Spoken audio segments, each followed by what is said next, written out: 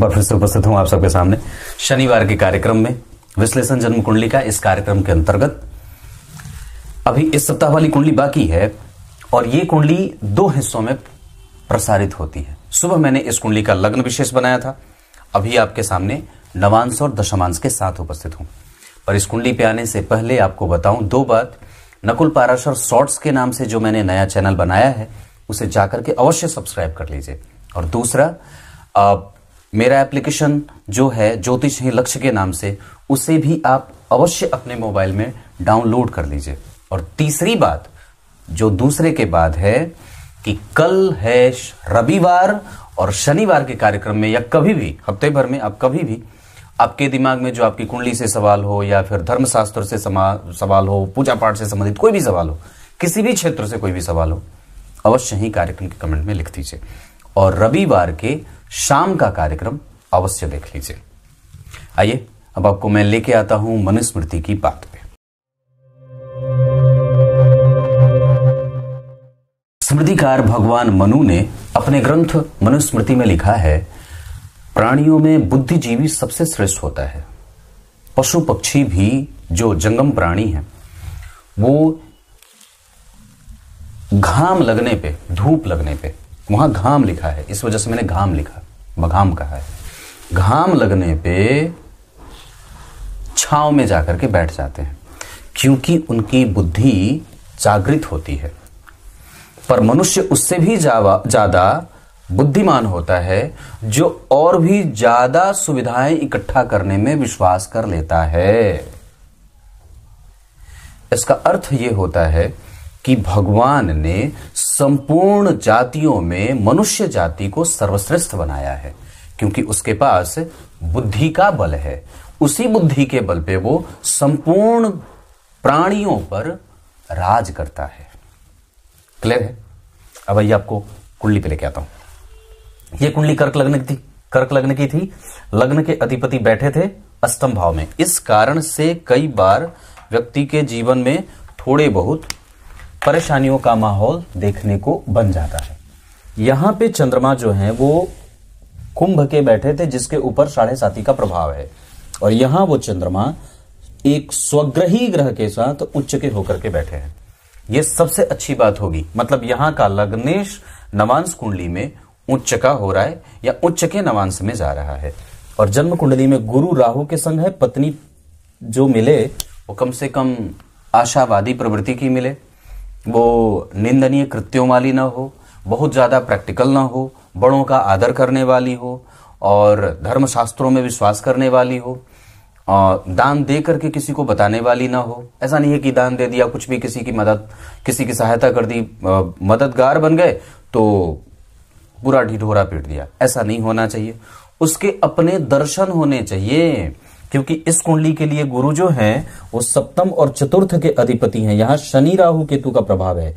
इस भाव के अधिपति गुरु के ऊपर मंगल की दृष्टि है और सूर्य जैसे क्रूर ग्रह की दृष्टि यहां है। बुध यहां बैठे हैं जिसके अधिपति शनि नीचाभिलाषी हैं। इस वजह से एक सामान्य दाम्पत्य में टिके रहने के लिए, क्योंकि तीसरे भाव के अधिपति यहां जन्म कुंडली में दशम में बैठे हैं, तो कई बार अब ज्यादातर ये बात समझने की होगी कि जिस भी जातक से जातिका का जातक से अगर विवाह हो तो कोशिश ये करनी चाहिए कि सामने वाली जो जातिका है उसकी कुंडली में चंद्रमा की स्थिति कैसी है, उनकी कुंडली में चंद्रमा की स्थिति कैसी है, उनकी कुंडली में गुरु और सूर्य कैसे बैठे हैं और उनकी कुंडली में शुक्र के ऊपर राहु का प्रभाव है या मंगल का प्रभाव है, किसका प्रभाव है। पापग्रह देख रहा है तो कौन देख रहा है। और अगर जातकों की कुंडली बनती हो तो जातकों की कुंडली में कम से कम यह देखना चाहिए कि शुक्र के ऊपर राहु देख रहा है या शुक्र के ऊपर मंगल देख रहा है या शुक्र के ऊपर कौन देख रहा है, शनि देख रहा है। तो इन तीनों का और सबका अलग अलग प्रभाव होगा। पर यहां पे लग्न के अधिपति जन्म कुंडली में गुरु पंचम में बैठे हैं तो दाम्पत्य में प्रेम तो है। सप्तम भाव के अधिपति सप्तम को देख रहे हैं तो यहां भी दाम्पत्य में कोई कमजोरी नहीं है। गुरु का प्रभाव मंगल से प्रभावित हो रहा है। सप्तम भाव पे शनि मंगल राहु केतु का प्रभाव होगा। क्यों होगा? क्योंकि सप्तमेश को मंगल देख रहे हैं और शनि केतु बैठे हैं। तो शनि मंगल राहु केतु सबका प्रभाव सप्तम भाव पे पड़ेगा। इस कारण से हमें विवाह जल्दबाजी में तो नहीं, पर बहुत ज्यादा विलंब करने का भी कोई कारण नहीं बनता है। दूसरी बात है, विवाह अगर कभी भी करनी हो तो कुंभ की जातिकाएं, कन्या की जातिकाएं, तुला की जातिकाएं, मकर की जातिकाएं श्रेष्ठ होंगी। अगर विवाह करना हो तो व्यक्ति उत्तर पूर्व दिशा में विवाह करे तो ज्यादा सफल होगा। इसके अतिरिक्त मैं बता दूं, दशमांश कुंडली में दशम भाव में बैठे हैं पंचम भाव के अधिपति, और यहां शुक्र नीचा विलासी हैं, नीच के हैं चंद्रमा के साथ। ये एक अच्छी पहचान की स्थिति में बन रही है जहां पे गुरु की दृष्टि जा रही है। जब कभी भी दशमांश कुंडली में लग्न पे गुरु का प्रभाव हो, केंद्र में सूर्य बैठे हों, पर यहां सूर्य केंद्र में नहीं बैठे हैं, यहां नीच के मंगल के साथ बैठे हैं, और लग्न का अधिपति नीच का होकर के बैठा है, चंद्रमा के साथ बैठा है, त्रिक भाव के अधिपति के साथ बैठा है। इस वजह से रिकॉग्निशन तो मिलेगी, पर थोड़े विलंब से, क्योंकि पंचम भाव मेहनत करने के बाद प्राप्त परिणामों का होता है। इस वजह से शुक्र की दशा में कभी कभी व्यक्ति को वो यश, वो कीर्ति, वो सम्मान, वो पद, वो प्रतिष्ठा, वो परिणाम उतना नहीं मिलेगा जितनी बार आप कोशिश करते हैं। क्योंकि कर्क लग्न की कुंडली के लिए शुक्र पहले ही बहुत ही अच्छे भाव के अधिपति नहीं होते। इस कुंडली के लिए शनि मारकेश होते हैं, सूर्य सहायक मारक के रूप में जाने जाते हैं। मैंने ये सुबह वाले कार्यक्रम में आप लोगों को बता रखा है। लग्न के अधिपति यहां बहुत अच्छे, यहां वो चंद्रमा ठीक बैठे हैं, शुभ ग्रह की राशि में शुभ ग्रह के संग, पर लग्नेश के संग बैठे हैं। इस वजह से व्यक्ति व्यापारिक नेचर का भी होता है। वैसे इस कुंडली में नौकरी के प्रबल योग बने हैं, ये मैंने सुबह वाले कार्यक्रम में भी बता रखा है। इस कुंडली में दशाओं के क्रम में अगर चर्चा करेंगे तो इनकी कुंडली में राहु और केतु ना चाहते हुए भी उन्हें अच्छा परिणाम देना ही पड़ेगा। यहां पे राहु का जो प्रभाव है वो सम संख्या की राशि में नहीं है, विषम संख्या की राशि है। पुरुष की कुंडली में राहु अगर छठवें भाव में बैठे हों और शुभ ग्रह की राशि में बैठे हों तो इसे अच्छा भी कहा जाता है, पर अगर वो विषम संख्या की राशि में बैठे हैं तो कई बार थोड़ी परेशानी भी पैदा करते हैं। हालांकि गुरु इस भाव के अधिपति होकर के इसे देख रहे हैं, इसे अच्छा ही कहा जाएगा। नवांश कुंडली में चतुर्थ भाव के अधिपति गुरु लग्न में बैठे हैं, और नवांश कुंडली में भाग्य भाव के अधिपति भाग्य में बैठे हैं। पति पत्नी के बीच में कभी भी मतभेद हो, झगड़े हो, लड़ाई हो, बहस हो, बयानबाजी हो, पर फिर भी इस कुंडली में ये इशारा मैं कर दे रहा हूं कि कभी भी दोनों के बीच में कम्युनिकेशन गैप नहीं है। इसका अर्थ होगा कि दाम्पत्य में जब तक आपके बीच में वार्तालाप हो रहा है तो आपका भाग्य और आपके भाग्य के साथ आपका सत्कर्म दोनों ही जुड़ा है। क्योंकि लड़ाई झगड़े की बात आसान होती है, पर उसके बाद अगर बातचीत बंद हो जाती है तो बहुत सारे प्रमुख दरवाजे बंद हो जाते हैं। मेरे पास एक कुंडली आई थी प्रेम विवाह के मामले में, करीब 15 दिन पहले की बात है। दिल्ली की कुंडली थी या मुंबई की शायद। उन्होंने जैन धर्म के किसी जातिका से विवाह किया था, प्रेम विवाह किया था, पर विवाह होने के बाद एक बच्चा भी है। अब उसके बाद उनको ये दिक्कत हो रही है कि नहीं, मैं किसी हिंदू धर्म के जातक से के साथ नहीं रह सकती। तो अब बताओ कि प्रेम क्या इस तरीके का होता है? और उन्होंने अपनी बातचीत ही बंद कर दी। जो बच्चा था उसको चुपचाप उठाया और अपने पास लेके चली गई। अब पति जो है वो प्रेम में पागल है, पति जो है वो प्रेम में पागल है। वो कहती है कि मैं हिंदू धर्म से विवाह तो कर लिया पर उसके साथ मैं रहूंगी नहीं, और तलाक भी नहीं देना चाहती हैं। तो ऐसी ऐसी घटनाएं भी समाज में घटित हो रही हैं, जो सामान्यतया आप लोगों के पास शायद कम आते हों। ऐसे खबरें ऐसी बहुत कम आती हों, पर ऐसी चीजें सुनने को मिलती हैं। समझने की बात है कि आपके बीच में यहां पे ये कम्युनिकेशन का भाव है, इसे मैं तकिया भाव कहता हूं, जहां एक ही सर, दो सर एक तकिया पे विराजते हैं और भविष्य की मंत्रणा करते हैं। कैसा होगा, क्या करना है, कैसे करना है, ये सारी चीजें यहां से विचार बिंदु पे रखे जाते हैं। और उसके बाद 12वें भाव पे जहां शारीरिक सुख में वो विलीन होता है, उस भाव का अधिपति एकादशवें में बैठ करके पंचम को देख रहा है। सूर्य और बुध एक दूसरे को देख रहे हैं। ये सबसे अच्छी बात होती है, क्योंकि जन्म कुंडली के पंचम भाव पे अगर बुध का प्रभाव है और सूर्य का प्रभाव है तो इसे कभी भी कमजोर नहीं कहा जाएगा। यहां पे कन्या लग्न की कुंडली, जो यहां का त्रिक भाव है, ये यहां का लग्नेश बन जाता है। मेहनत आवश्यक होगी, यश मान पद प्रतिष्ठा में थोड़ी बहुत कमजोरीपन के साथ व्यक्ति को फायदा हो जाएगा, उसमें कोई गड़बड़ी नहीं है। इस कुंडली में दशा के क्रम में और बल के आधार पर बात कहूंगा तो सबसे ज्यादा बल सूर्य के पास होगा। कारण है क्योंकि इस कुंडली में सूर्य अपने प्रमुख राशि में बैठे हैं, मित्र की राशि में, योग कारक ग्रह के साथ। और जन्म कुंडली में आप जरा देखेंगे, अगर ये पाप कर्त्री में नहीं होते तो सूर्य इस कुंडली के सबसे बलवान ग्रहों में से, और सूर्य की दशा इस कुंडली में सबसे अच्छे भावों में से जाने वाली थी। आत्मकारक ग्रह के रूप में अगर बात करेंगे तो इस कुंडली में सर्वाधिक डिग्री के साथ बैठे हैं चंद्रमा। और मैं समझता हूं कि वो चंद्रमा गुरु से केंद्र में, वो मैंने सुबह के भी कार्यक्रम में बताया था, और केतु के त्रिकोण में, केतु से त्रिकोण में 9 नंबर आगे, 9 घर आगे बैठे हैं। 1 2 3 4 5 6 7 8 9 घर आगे बैठे।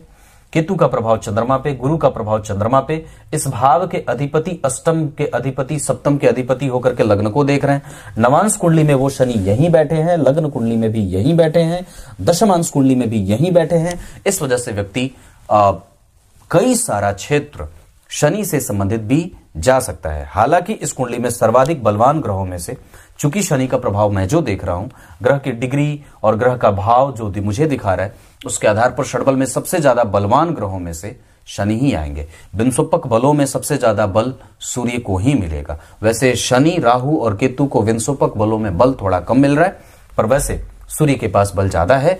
अवस्थागत वो मृतप्राय है। सूर्य को अर्घ, रविवार को नमक बंद, एकादशी आज है पाप मोचनी, आप भी कर लीजिए। और आदित्य हृदय स्तोत्र का पाठ। इस कुंडली के लिए भगवान सूर्य की उपासना बहुत ज्यादा आवश्यक होगी, तब जाकर के धन भाव और भी ज्यादा एक्टिव होगा।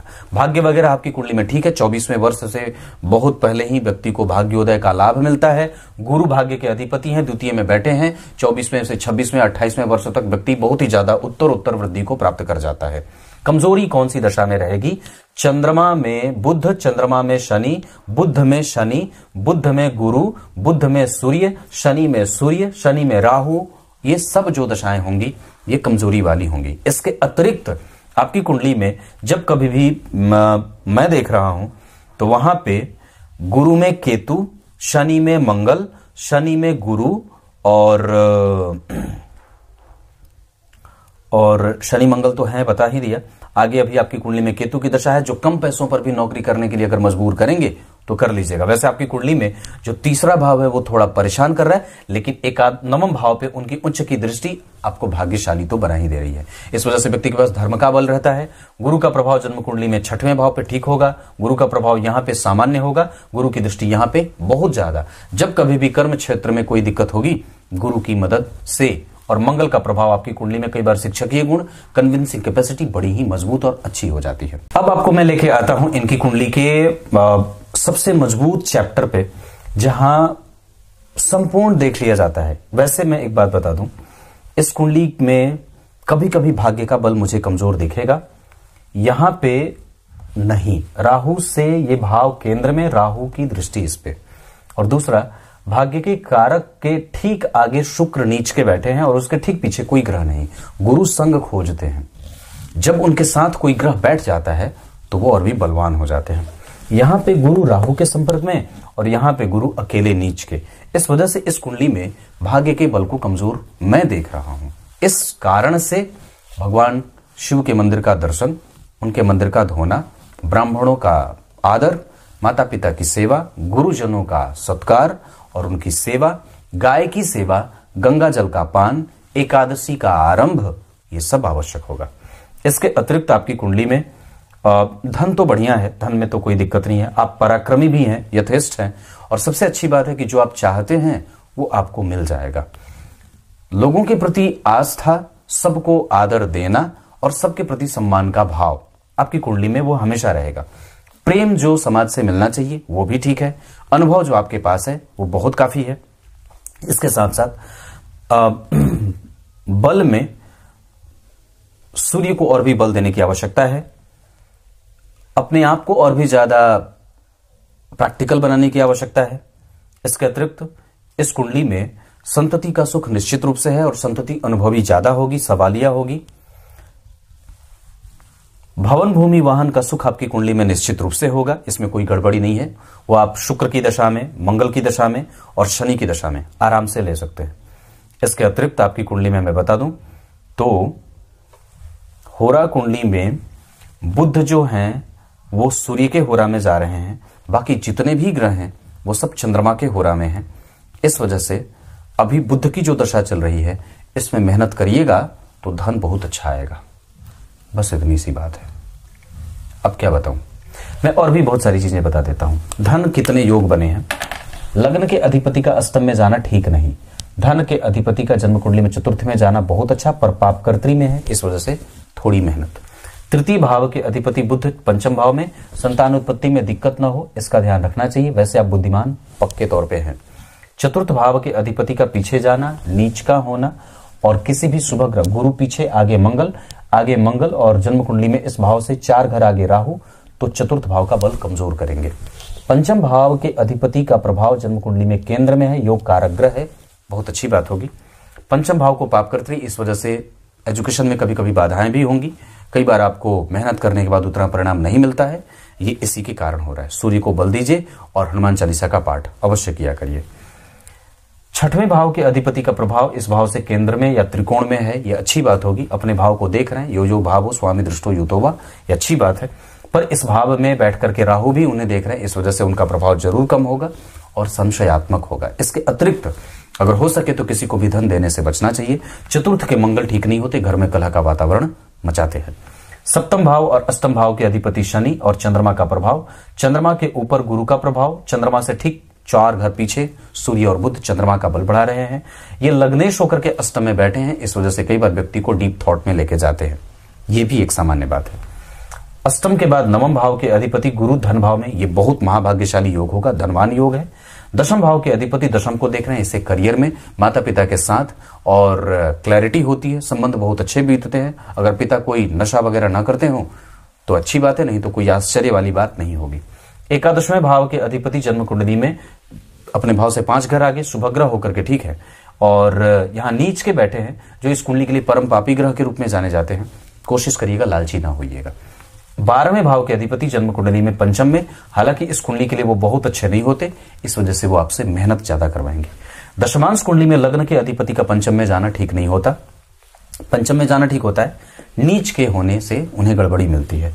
यहां सूर्य और मंगल आपको पराक्रमी तो बनाएंगे, पर इस भाव के कमजोर होने के कारण कई बार भाई बहनों का सुख या कई बार जो बल लगाना चाहिए वो थोड़ा कम लगता है। क्लियर है। कोई भी काम करना होगा चंद्रमा, शुक्र और गुरु की दशा या अंतरदशा में कर सकते हैं। कोई भी काम, आप घर खरीदना हो, जमीन खरीदना हो, विवाह करना हो, धार्मिक कृत्य करना हो, मांगलिक कृत्य करना हो, कहीं यात्रा करनी हो, ये सब काम आपकी कुंडली में ठीक रहेगा। विदेश गमन अगर करना हो तो बुध, राहु, गुरु और शनि, इनकी दशा में बहुत लंबी चौड़ी यात्रा की जा सकती है। भवन, भूमि, वाहन वगैरह खरीदना हो तो मैंने नक्षत्र को तो कल भी बताया है, शुक्र के अंतर प्रत्यंतर को भी आप देख सकते हैं। जब कभी भी अपने ऊपर कोई काम करना हो, मतलब अपने एजुकेशन पे, अपने कोई भी अपने और भी अन्य कोई अपने लिए काम करना हो जिसमें सिर्फ आपका फायदा हो, तो चंद्रमा की दशा बहुत अच्छी रहेगी। उसके अतिरिक्त शुक्र की दशा भी अच्छी रहेगी, उसके अतिरिक्त गुरु की दशा के अतिरिक्त मंगल की दशा, ये सब ग्रह आपकी कुंडली में आपके अपने ही हैं। अब क्या बताऊं, इस कुंडली में मंगल यहां बैठे हैं, ये ठीक नहीं है। चंद्रमा यहां बैठे हैं, ये ठीक नहीं है। यहां पे शनि केतु का प्रभाव, ये ठीक नहीं है। और यहां पे गुरु का नीच का होना, यहां गुरु का अकेले होना और यहां पे गुरु का राहु के संग होना, ये ठीक नहीं है। इसको ठीक करने का उपाय मैंने कार्यक्रम में बताया है, इसे अवश्य करिएगा। और कमेंट में कल के लिए अवश्य ही सवाल लिख दीजिएगा। तब तक के लिए बहुत बहुत नमस्कार।